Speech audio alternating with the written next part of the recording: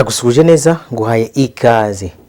Njyewe nitwa Prince Robert, umuhungu w'Imana n'abanyarwanda. Niba warakoze subscribe, be blessed. Kandi nawe niba ugiye kuyikora, Imana iguhe umugisha. Hasi muri section comment ari groupe de WhatsApp joining, tukunye dufatanye umurimo. Imana iguhe umugisha mwinshi. Nje mu kiganiro ni ikiganiro kitaraza kuba kirekire, ariko ni ikiganiro numvisha Imana ishyize ku mutima wanjye kugira ngo tukiganireho.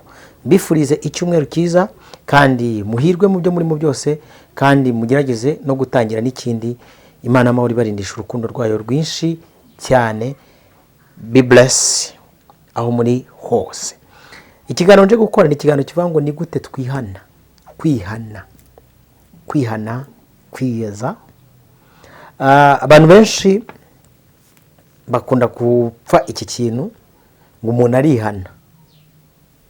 Etymology koma ijambo kwihana ni ijambo rigoye ko umuntu yaryikorera. Iyo ufashe umwana mutoya ukamubwira ngo ugenda ufate ikinyafu wihane, ni ikintu adapfa gushobora. N'umuntu mu bijyanye no kwihana ibyaha rero ntabwo ajya bishobora. Abantu bihanira ryari? Abanyamadini bihana ryari? Abanyamadini benshi bihana iyo bahuye bari mu muhango witwa uwo kwera, ariko njye sinyankunda kuwita uwo kwera kuko akeshi impamvu zabateranije ziba zitandukanye. Buriya ugiye mu rusengero ugasaka abantu impamvu kuko ikomeye kuruta ibyo bari gukora, wasanga zitandukanye. Ushobora kujya mu rusengero ugasanga pasiteri yaje kubara amaturo na target bamuhaye, kuko iyo ugiye inbox aba bana b'abahungu amatelefone abavuza ubuhuha n'abagore, achievement bigeze inyubako, dufite gahunda yo ko mu kwa gatatu bazadufungurira ko mataragira. Pasiteri ashobora gukaraba akaza ku rusengero ataje gusenga, aje kureba niba target iruzura. Niyo mpamvu ushobora kuba wuzuye umwuka wera wamusaba kubwiza ijambo ry'Imana akavuga ati oya, akazana umusatuzi uza kugira ngo arebe ko baba success. Mu mpamvu nyinshi zigiye zitandukanye n'ubushakashatsi ngiye nakoze, hari abakobwa baza gusenga n'abasore landevaro kugira ngo nibaza gusoza baze kujya guteretana. Icyamukarabije ni uguteretana. Hari ababyeyi beza bagura amaribaya n'amabazelish, kuko n'ahandi hantu bafite presentation baya presentira bakaza kuyerekana mu rusengero. Donc impamvu yahuje abantu abari nini. Hari n'umuntu uzagusenga kuko babaye donc ibyaha byamuriye, umubabaro yamuriye, kuko murabizi ko nababwiye ko Imana ihamagarisha ibyaha n'umubabaro, akaza afite umutima wo gusenga. Izo mpamvu zose rero Imana irazizi, ntago ari cyo najeho. Ndagira ngo abantu bamanze bumve icyo bita kwihana icyari cyo. Kwihana kera kibaho ubutayu, n'ubu hari abakijyaho rwihishwa, babenu 4 5 6 hakiba amasengesho y'amakorari, ibyumba bigiye bitandukanye. Hari ukuntu abantu bihanaga ukabona ko bari kwihana, nk'uko kumwe mu byabwira umwana ngo ihane. Anyway, ugasanga abantu bafite formule y'ibyaha banahora bihana binabizingiraho. Kambaye nk'ingero kandi nyekana mwara bigiye mubibona munabyumva. Icyaha kivanga Imana imbabare guca imanza, Imana imbabare kubeshya, Imana imbabare kwibaza ku muryango wanjye, Imana y'amahoro imbabarire gutukana, kubwira abana nabi yari umubyeyi, ni ibyo byaha. Ibyo rero ntago ari ibyaha, izo ni imbuto z'ibyaha. Uwo ni umusaruro w'ibyaha. Ushobora kwibaza ngo ibyaha ni iki, icyaha ni iki? Icyaha ni umwuka esprit wa Satani, nk'uko gukiranuka ari umwuka w'Imana. Gukiranuka si igikorwa, gukiranuka ni umwuka w'Imana. Icyaha si igikorwa, icyaha ni umwuka wa Satani. Niyo mpamvu Bibiliya ivuga ngo ukora icyaha wese ni uwa Satani. Ndagira ngo tugende step by step. Ari umwuka w'icyaha ukorera mu bantu b'uburyo butatu. ukorera mu muntu udafite umwuka w'Imana wese ahava akagera icyaha kimukoreramo. Hanyuma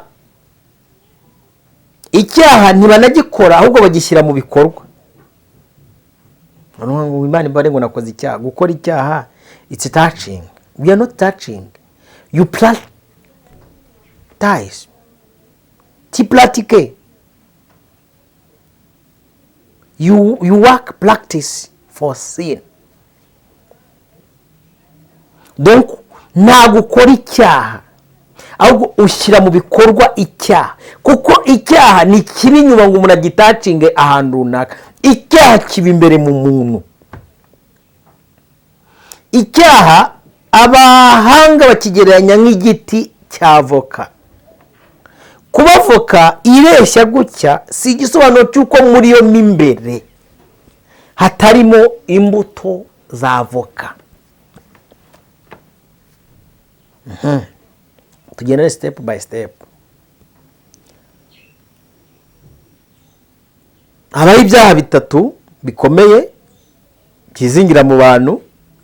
Hari ibyaha bya nyiri umuntu ku giti cye, hakaba ibyaha by'umuryango we, hakaba n'ibyaha by'igihugu cye. Imana igiye guhana rero birashoboka ko ishobora guhana icyaha cyawe, cyangwa igahana icyaha cy'umuryango wawe, cyangwa se igahana icyaha cy'igihugu cyawe. Iyo usomye Bibiliya yerekana ko hari igihe Imana yajyaga ihana nk'umuntu runaka wakoze ku byashinganywe, n'abo yagikoze badahari bakabamagaga ati muze hano turabarangizanya mwese.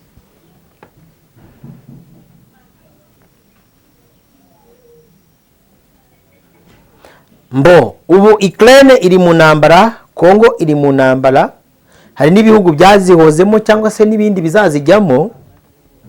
Ntago abantu barasirwa muri izi ntambara ziri muri Kongo, ziri muri Ukraine ari imbaraga z'ibyaha bakoze aho barasiriye, ni imbaraga z'ababashumbye bakoze bagahangana n'izo mbaraga. Niyo mpamvu Imana kugira ngo irandure icyaha byasabye ko itanga umwana wayo.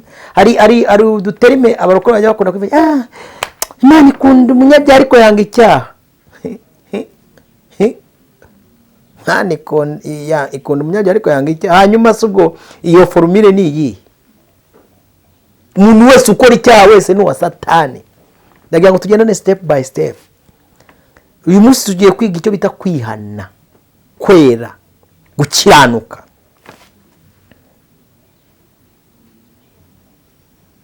Kwihana kwiza kwakagereranijwe no koga. Ari byo Imana yabwiye Mose ati kwetura inkweto zawe.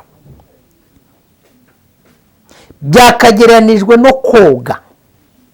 Kumwe umuntu ajya muri dushe agafata amazi, icyangwe n'isabune na esume, akagenda akihanagura rwose. Niba mwari mwicaye ari gutuza, ari kunuka, ari guhumura nabi, kangoresha ayo magambo yose, mu kanya yagaruka kumva ameze neza. Mu bisanzwe hari umuntu usigaho amavuta ahumura neza, yasoza agashyiraho n'agaparufe. No mu bwami bw'Imana niko byagakwiye kugenda. Ntabwo kwihana ari ukwishyiraho akanyafu kugira ngo musoze umuhango, mwarangiza mwasoza akaba kabonye Mana we, marira nanjye ngutambire we, nibyo mukora. Ariko ukwiye kuniha, ukwiye kurira, ukwiye gushavura, ukwiye kubabara, ukababazwa n'uko umwami wawe ukunda wamuhemukiye. Abigisha ubuntu bakabugira ubusa, nabareka mbageraho ngenda umunyabuntu, ariko nge sinigisha ubusa. Buriya abantu benshi bazi ko zeru ari ubusa. Zeru ntago ari ubusa, zeru ni ubuntu. Impamvu yitwa ubuntu ni iyi: buriya agaciro ka zeru kagira imbaraga bitewe n'aho kari gukora. Isi yaratubeshye itwereka ko kwihana ari ukuvuga ngo Mana mbabarire kubeshya by'akanwa. Kwihana ni kujya idipu mu mutima ukumva ufite ishavu n'agahinda yuko wahemukiye Imana. Kwihana ntabwo Imana mbabarire kuvuga nabi, Imana mbabarire guca imanza, kwibaza ku bakozi Imana mbabarire ikiziriko kandi ubwo n'ubujura w'ibyihene yose. Imana mbabarire irari ubwo uvuye gutwara umugabo w'abandi. Kwihana ni ukugira umutima umenetse nk'uko Dawidi yajyaga akumbagara hasi akabati Mana mbabarira nkuraho gukiranirwa kose mama mzara yanzariye mu byaha ngwe mu biganza byawe. Kwihana, imbaraga zo kwihana zikomoka mu mbaraga zo gutsinda, ntabwo zikomoka mu mbaraga zo kuvuga. Cyokoza kuvuga watuza akanwa kawe ko Yesu ari umwami n'umukiza w'ubugingo bwawe birakiza, ariko ururimi gusa rudafite umutima umenetse ntirutsinda ibyaha, ahubwo ruhora rubyizingiraho. Niyo mpamvu ku wa mbere muza muri Mana mbabarire kubeshya, ku wa kabiri mwakongera guhura mu materaniro ukongera kuvuga Mana mbabarire kubeshya. Kandi ijambo ry'Imana rivuga iki? Riravuga ngo hanze hazaba imbwa n'abarozi n'abasambanyi n'ababeshyi babikora bakabikurikira. Niba warihaniye kuwambe simbabwe ngo mutinye kwihana, mugire umutima wihana, umutima usuka amaganya, mwihane kugera ku rwego mwihana nk'uko Yobu yabigenzaga. Yaravuga ngo Mana mbabarire ibyaha byanjye byose n'umutima umenetse, hanyuma mbabarire ibyaha by'umugore wanjye, aho yanyuze simazi, aho yatambutse simazi, iby'abana banjye, unyeze gukiranirwa kw'ibyaha by'abanyagihugu banjye. Dufite abana bari kutuzanira ibizira mu maso y'Uwiteka, bagafata ikibuno aho kugira ngo gikoreshe umurimo wo kujya kuri tuwarete, ubu bagihinduye igisambaniro. Si ibyo gusa, dufite ibizira by'abantu bari gufata bagenzi babo bakabatemagura ku manywa y'ihangu, hanyuma abanyamakuru bacu nabo akabariza nk'urubirwa bacuruza kugira ngo batinyure abandi mu mitekerereze no mu myumvire, bagati ni ibintu bisanzwe, kanaka ko yamutemye, kanaka ko yamutwitse, kanaka ko yabigenje gutya, kandi bagakwirakwiza kandi mukabireba cyane kuruta twebwe turi kuvuga ijambo ry'Imana. Nta cyari dufite nk'uko mubivuga, ariko ndagira ngo abantu bumve icyo bita kwihana icyari. Mana itubabarire ibyaha by'abanyagihugu bacu bakora ibyangwa n'amaso y'Uwiteka. Buriya nubona umugabo afashe umugore akamutema, ukwiye kwihana icyo cyaha kuko gishobora kuba ikizira cyarimbura igihugu. Nubona base muhungu bigiye gutya n'aba Jihad n'abandi n'aba DJ Brian bikatiza ukwiye kwatura icyo cyaha niba uri uwizera, kuko Bibiliya ivuga ikiravuga ngo tugaragara nk'abantu batari ariko dutunze benshi, kugira ngo winginge mu maso y'Imana umujinya wayo utabarya. Buriya abantu benshi ntabwo bajya bamenya ko Imana nubwo ifite imbabazi inatinda kurakara, samini kwirakara. Imana irarakara, kuko niba umuntu Imana yaremye arakara ababara, kandi yaramuremye mu ishusho yayo, already nayo iragira gutira bikora.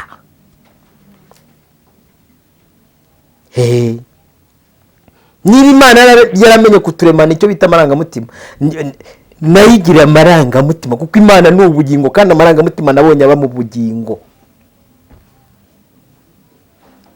Kwihana kuzuye. Banyamadini mwirimbura abantu mubasheshengesha uburyarya, mwigisha abantu kwihana by'ukuri. Bana babonye bagihinguka bati mwabana biciye hamwe, ninde ubabwiye guhunga uyu mujinya w'Uwiteka uzatera? Kwiye kwihana by'ukuri, mukanihira imitima yanyu, ikabwira Imana ikavuga ati Mana umbabare kandi umpa imbaraga. Ejo nabasomeye ijambo, Yesu ashimwe,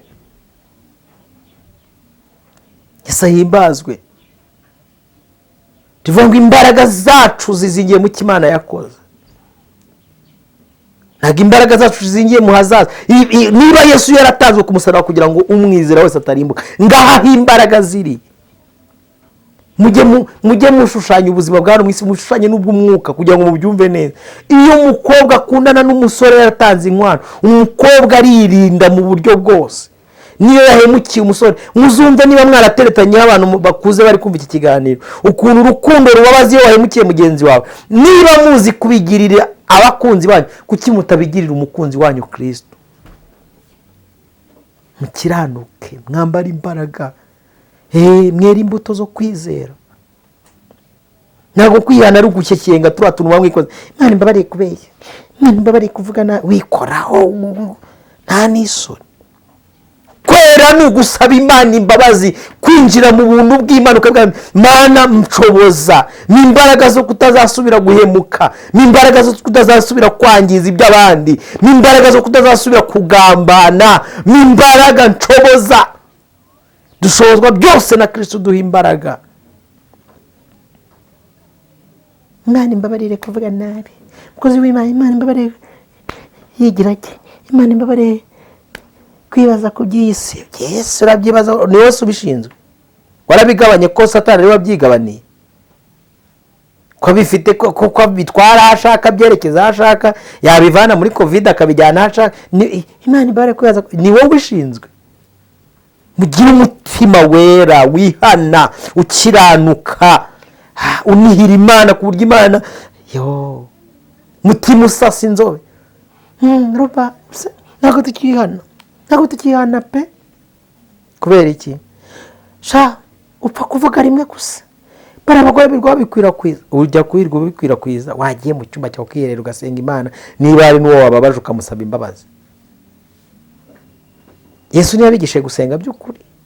Niba uzi ko wahemukiye kana, wibye umuntu telefone, urayikikiye, hari umukobwa umwegeze guhubuza umusore telefone, arangira akajya ajya kuyirimbana muri korali ngo ni umurida w'imbere. Ndangije ndavuga ariko nk'ubu nkawe, iyo uzi ko wagiye guhubuza telefone y'umuntu ukaba uyikikiye, wasoza uko warangiza ukaza kuza guceza hano muri korali, Imana imbabarire ubujura, ngo ariyejeje birarangiye, wasubije telefone y'abandi niba ushaka gukiranuka. Irasaba Imana imbabazi ubujura, hanyuma ibijurano nibyo ni sabana abakobwa babatura amateleviziyo n'amanu z'abandi n'amaketo n'ibiki byose bakirukanga. Imana imbabarire ubujura, kandi televiziyo areba niyo yibye, amafaranga afite nayo. Kanisoreza ikiganiro mbanza gake tuganira, ariko mukwiye kugira umutima wihana, umutima uciye bugufi, umutima wera. Ubuntu bw'Imana bubane namwe. Ibiganiro byacu byo nakagaruka. Shalom. Nawe utaha, mwakoze kubana natwe. Mwiko gukora subscribe.